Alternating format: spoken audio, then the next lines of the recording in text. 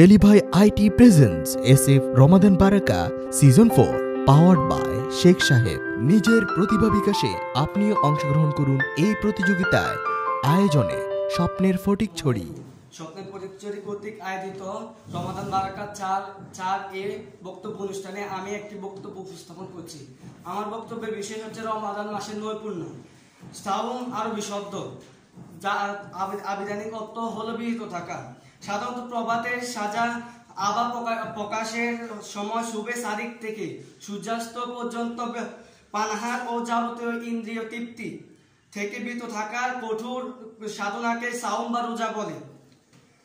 সকল সুস্থ প্রাপ্তবয়স্ক নরনারীর উপর রোজা ফরজ করা হয়েছে। অবশ্যই অসুস্থ মুসাফির পর্যটক ব্যক্তিদের পরবর্তীকালে রোজা রাখার সুযোগ রয়েছে। আল্লাহ তাআলা বলেন, ইয়া আইয়ুহাল্লাযীনা আমানু কুতিবা আলাইকুম সিয়ামু কামা কুতিবা আলাল্লাযীনা মিন ক্বাবলাকুম লাআল্লাকুম তাত্তাকুন।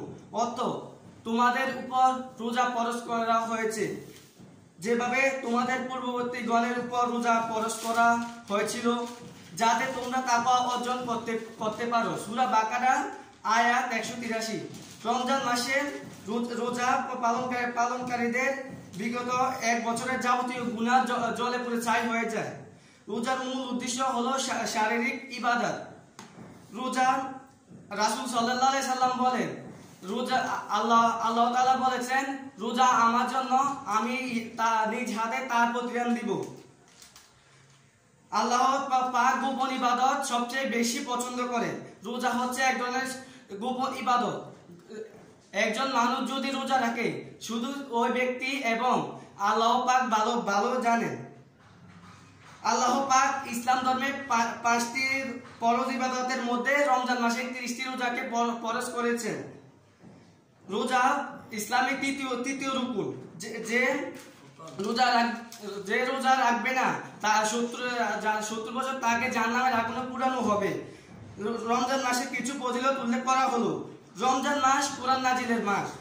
যে মাসে কোরআন নাজিল হয়েছিল, মানুষ হেদায়েতের জন্য হেদায়েত স্বরূপ এবং সত্য মিথ্যার পার্থক্যকারী। সূরা আল বাকারা আয়াত 185।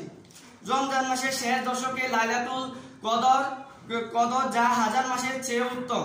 এই রাতে ইবাদতের মাধ্যমে একজন মুমিন অগণিত সওয়াব অর্জন করতে পারে।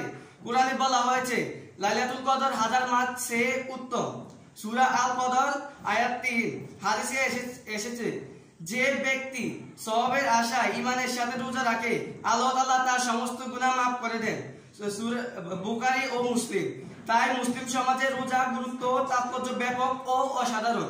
আসুন আমরা রোজা সাধনের মাধ্যমে মহান আল্লাহ তাআলার সন্তুষ্টি, দুনিয়া ও আখিরাতে শান্তির পথ খুঁজি। আমিন। আসসালামু আলাইকুম ওয়া রাহমাতুল্লাহ।